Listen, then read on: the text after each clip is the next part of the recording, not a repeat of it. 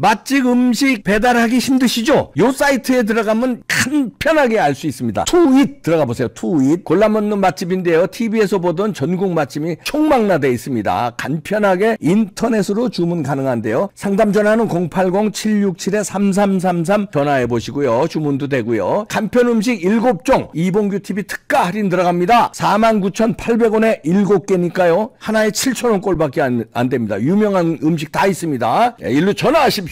간편한 음식 애국기업입니다. 기가 막힙니다. 똥평 보시기 전에 구독과 좋아요도 꾹꾹 눌러주십시오. 큰 힘이 됩니다.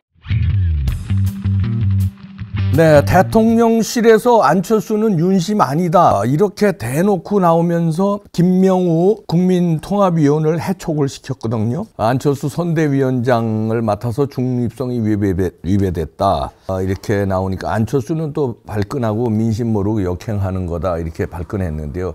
윤심파리를 계속 안철수나 김기현이나 했는데 했는가 대놓고 윤심이 아니라고 하면서 갈라치기를 하니까 상황이 또 이 안철수 측이 묘하게 됐습니다. 계속 윤심파리 했는데 윤심이 또 아니라고 대통령실에서 나오니까 가짜 윤심파리다. 윤석열 대통령과 반대 입장이다. 이러면서 그거를 말로만 하면 안 될 것 같으니까 김명호를 잘랐단 말이에요. 그럼 대통령이 사인한 거니까. 그러면은 윤심이 아니라는 게 어느 정도 확인이 되는 장면이라서 야 이거는 이 정도까지 나오는구나 이럽니다. 그러면서 대통령실에서 얘기하는데 중립성을 유지해야 되는 자리가 국민통합위원직인데 국민통합이 아니라 이건 당내에서도 갈등을 볼 수 있고 특정 캠프의 선대본부장을 맡는 거는 자격이 없다 이래서 해촉을 시킨 건데 윤석열 대통령도 허락을 했습니다. 야 상황이 골치 아프게 되는데요.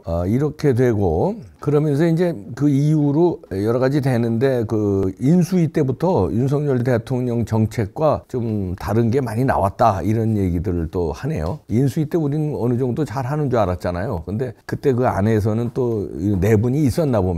윤석열 대통령의 큰 틀의 국정 방향 그다음에 공약 이런 거 하고 이제 인수위에서 이제 그 갈피를 잡는 과정에서 갈등들이 있었다는 게 지금 이제 또 터져 나오네요. 그리고 또 다른 뉴스 보니까 안철수가 이제 상황이 이렇게 되니까 이거 집단적 이전 투구해도 너무한다. 페어플레이 하자. 이렇게 대놓고 대통령실을 향해서 쏘아붙이네요. 자기는 윤석열 성공 위에 모든 걸 던질 각오가 돼 있다. 이러면서도 이제 계속해서 윤심팔이는 합니다. 하면서 이제 나경원 때와 마찬가지로 윤심과 윤핵관들을 갈라치기 하는 작전으로 나오네요. 다시 말해서 대통령실이 그 뒤에 참모들이 자기하고 대통령하고 이간질 시키는 거다. 이런 식으로 나경원 때도 그랬거든요. 그런 식으로 좀 나오는 것 같아요. 그러면서 윤심이 아니라는 걸 대통령실이 확인을 빡 해주니까 안철수의 선대본부장을 해촉시키고 이러니까 안철수는 급해가지고 나는 계속 윤석열 정부 성공 모든 걸 던질 각오가 있는데 집단적 이전 투구 해도 너무한다. 요거는 페어플레이 하자. 이거는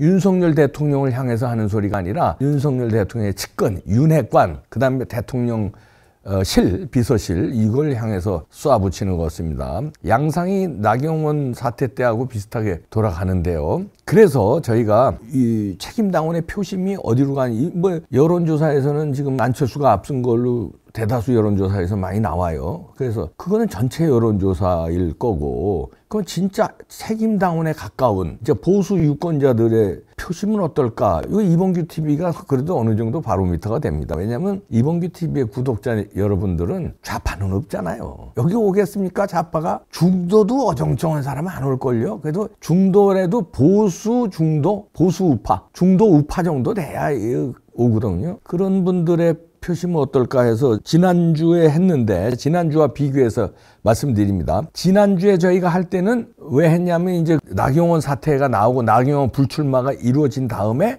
표심이 어떻게 됐는지 책임당원하고 가까운 이봉규TV의 구독자님들이 어떤가 하고 했더니 그때 정확히 일주일 전입니다. 7일 전에 16만 명이 설문조사에 응해줬는데 1등이 김기현이고 58%였고요. 2등이 황교안 19%, 3등이 안철수 12%, 4등이 강신업 8%, 윤상현 2% 이랬었거든요. 요게 일주일 전입니다. 정확하게. 자, 그 다음에 지금은 안철수와의 갈등 관계 속에서 어떻게 되는지를 궁금해서 오늘 또 설문조사를 했습니다. 뭐 지금 불과 1시간도 안 됐어요. 30분 조금 넘었는데 뭐 몇만 명이 지금 투표를 해주셨네요. 여러분들이 이 방송 보실 때는 10만 명 돌파했거나 10만 명 직전일 걸로 내다봐집니다. 그런데 일주일 전하고 상황이 조금 달라지네요. 보수 집결을 의미하는 건가요? 김기현이 65%로 지난주 일주일 전보다 상당히 올라갔습니다. 지난주 58에서 65%로 올라가고 안철수는 9%, 지난주에 12%였는데 떨어지고 황교안은 지난주나 이번 주나 비슷합니다. 황교안이 지난주가 19%였는데 2등으로 이번 주도 2등입니다. 근데 18%로 1% 떨어졌는데 요건 이제 지금 한 3만 명 수준인데 지금 녹화한 당시가요. 이거 여러분들이 보실 때는 조금 달라질 수도 있지만 그래봐야 한 1%. 이미 3만 명이 응답해 주셨기 때문에 여기서 10만 명 돼도 1% 정도 차이가 1~2%, 많으면 2% 아니면 1% 왔다 갔다 할 겁니다. 그래서 강신업은 지난주에 8%인데 7%, 윤상현은 지난주하고 같이 2%. 자, 이런 거를 종합해 봤을 때 보수 집결이 일어나고 있다. 왜냐하면 김기현이 58에서 65%로 대약진한 것도 있지만 안철수가 12%에서 9%로 떨어진 것도 있고요. 그 다음에 미묘하게 황교안과 강신업이 1%긴 하지만 1%씩 지난주보다 적어졌다는 거는 사표 방지 이런 효과가 있을 수도 있겠습니다. 물론 황교안과 강신업이 4강은 갈 걸로 보여지는데요. 황교안과 강신업의 의미 있는 투표도 주목해 봐야 됩니다. 왜냐하면 4강에 가면 이 두 분은 부정선거를 일단 주장할 거고요. 두 분 다 공이 부정선거 없애자는 분이고 투쟁하는 분이고 그리고 투사 이미지가 있고요. 투쟁 면에서는 강신업이 월등하고요. 황교안은 이제 부정선거 없애는 거하고 민노총 해체에 대한 점수를 많이 받고 있고요. 보수 결집이 일어나고 있다 이렇게 해석할 수 있네요. 그러니까 일반 여론조사하고는 다릅니다. 일반 여론조사에서는 오늘 또 중앙일보에서도 분석을 했는데 일반 여론조사에서 김기현 44.4 대 안철수 48.9인데 요거를 당원 비율을 반영하면은 김기현이 조금 더 올라가고 안철수는 조금 내려가고 이런 효과가 난다는 겁니다. 근데 여기서는 조금 있는데 그러면서 중앙일보에서 분석한 거는 요즘에 나오는 여론조사만으로는 당심을 가늠하기가 어렵다. 왜냐하면 당대표 뽑는 선거는 책임당원들이거든요. 책임당원의 표심과 그다음에 일반 여론조사하고는 상당한 차이가 온도차가 있다. 는 게 분석입니다. 그러면서 중앙일보에서 분석한 건 뭐냐면 자기네들이 입수를 했대요. 2022년 12월 기준의 국민의힘 책임당원 분포도 그 분포 자료를 입수했나 봅니다. 여기서 보니까 12월까지 78만 명이었어요. 책임당원. 근데 지금은 80만 명 훨씬 넘어갔죠. 근데 하여튼 12월까지의 78만 명을 이렇게 분석해 보니까 세대별로 20, 30대 당원 비율이 17.4, 40대가 15.4, 50대, 60대가 55.3 압도적이죠. 70대 이상이 11.8%. 자, 이걸로 보면은 5, 60대가 압도적이다. 20, 30대에 비해서 압도적이라는 건 뭐냐 하면 보수층이 5, 60대는 대부분 보수층이 많잖아요. 특히 60대는. 그리고 70대 이상까지 합치면 이게 또 압도적이니까 40대가 이제 좌파들이 좀 제일 많은 데인데 40대는 15%밖에 안 되니까 20, 30대도 좌우가 요즘은 비슷하다고 그럽니다. 그래도 17.4%밖에 안 되고 5, 60대가 55.3%가 되기 때문에 이런 책임당원의 이 비율, 세대별 비율로만 봐도 보수가 압도적으로 우세하다. 그리고 지역으로 따지니까요. 또 지역도 수도권이 36.1. 이거 책임당원에 대한 분포 자료입니다. 영남이 41.0, 충청 15.4, 강원 4.8, 호남 1.5, 제주 1.3. 이것도 보니까 호남, 제주 1%대니까 의미가 없다는 얘기고요. 강원도 어정쩡하니까 4.8이고 영남이 41%로 제일 많고 책임당원 숫자가 그다음에 수도권은 36%로 그 두 번째인데 수도권도 최근에는 좌파 성향보다는 모릅니다. 특히 국민의힘 책임당원은 지금 달라졌거든요. 대대적으로 그 정광훈 목사를 위시로 한 광화문에서 그 당원 캠페인을 했고 당원 가입 캠페인 이봉규 TV에서도 당원 가입 캠페인 했거든요. 저희 이봉규 TV 그 분포도를 보면 또 수도권이 또 상당히 많아요. 수도권도. 그러니까 그거는 이런 걸로 감안했을 때 책임 당원이 투표할 때는 지금의 여론조사가 의미 없을 수도 있다. 그러니까 안철수가 지금 뭐 상당한 오차 범위 바깥으로 김기현을 따돌리는 여론조사가 많은데 그거는 의미 없을 수 있다.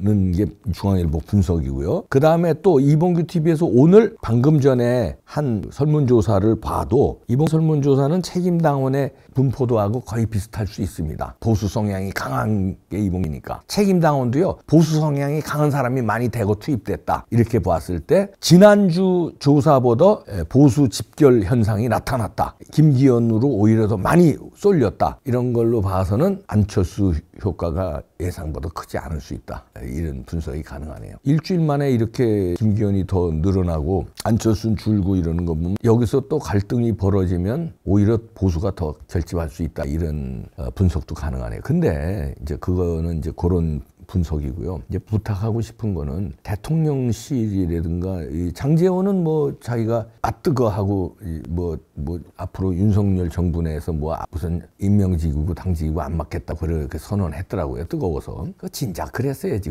그랬었잖아 몇 달 전에. 그래놓고 김장연대니 뭐니 또 들고 나와가지고 그냥 나경원 찍어내리기 그냥 앞장서서 해가지고 이 사태를 만드는 거예요. 안철수 이 뜨는 사태를. 근데 지금은 이제 자기가 책임지고 이제 그렇게 했는데 문제는 또 대통령실이 너무 설쳐되는 것 같아요. 조금 그런 거 안철수 윤심 아니다 이렇게 대놓고 나오는 것보다 그냥 뭐 그거 있잖아요. 정치적 레토릭 이렇게 다 대통령은 윤심에 이렇게 치우치지 않는다 이런 식으로 정상적인 정치 언어들이 있잖아요. 그래도 윤 대통령이 윤심이 어디로 가 있는지 다 파악해요 국민들. 그리고 안철수는 뭐 중도인데 뭐 윤석열도 문재인도 도왔고 박원순 도왔고 지금까지 뭐 간첩 지금 세대의 간첩이 어디 있겠냐도 그렇고 여러 가지 행보가 이상한 거 보수 유권자들 다 알고 있어요. 그러면 정상적으로 다 판단할 텐데 여기서 아주 세게 대통령실과 윤핵관들이 나와서 붙는 형식으로 가면은 어정쩡한 사람들 보수 유권자가 아닌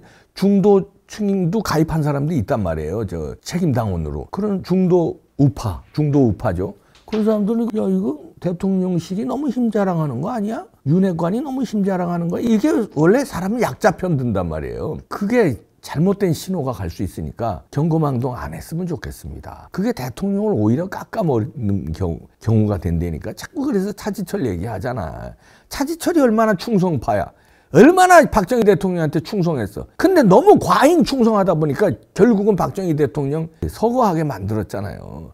과잉 충성 안 된다니까. 지금은 다 정치적 레토릭으로 차분하게 메시지 관리하면서 해도 윤심이 이겨요 결국. 왜냐면 보수 유권자들은 윤석열 정부의 성공을 바라기 때문에 윤심이 이긴다니까. 근데 왜 나와서 발버둥을 치고 그 제랄들을 하냐고. 이거 좀 위험합니다 이런 식으로 하면. 장제원이 뒤늦게 꼬리 내렸는데 나머지 또 대통령실에서 이런 식으로 뭐 윤심이 안철수는 아니다 그런 말 할 필요 없다니까. 보수 유권자들 알아. 윤심 아니라는 거 안철수 아니라는 거 알아. 안철수 윤심팔이 하는 거 다 알아. 근데 왜 그 입에서들 떠드느냐고. 이게 하수들이에요. 좀 고수가 거기 없나? 고수가 없어요 주변에? 윤석열 대통령만 고수야? 아유 장제원이 같은 애들 설치인 게 그게 제 장제원이는 그 고수가 아니라니까. 성질만 있어가지고 찬방식축 뛰고 그거 안 돼요. 차분하게 이제 뭐 일선에서 물러난다니까 이번에는 한번 믿을게. 장제원 이번에 한번 믿을게. 지난번에 일선에서 물러난다고 김장연재단 문제 금방 한두 달 사이에 또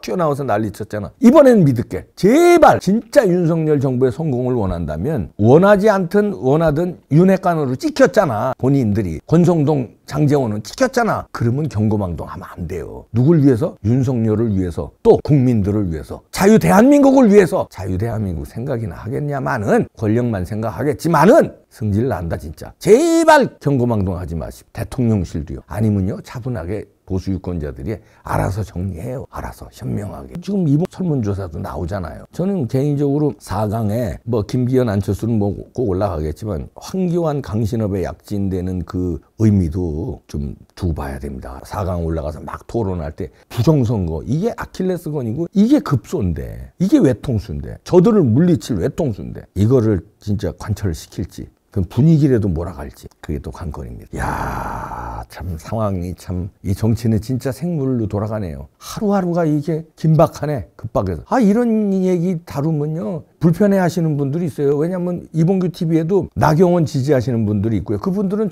제가 이런 말하면 섭섭해해요. 그 다음에 안철수 지지하는 분들도 있어요. 섭섭해 저를요.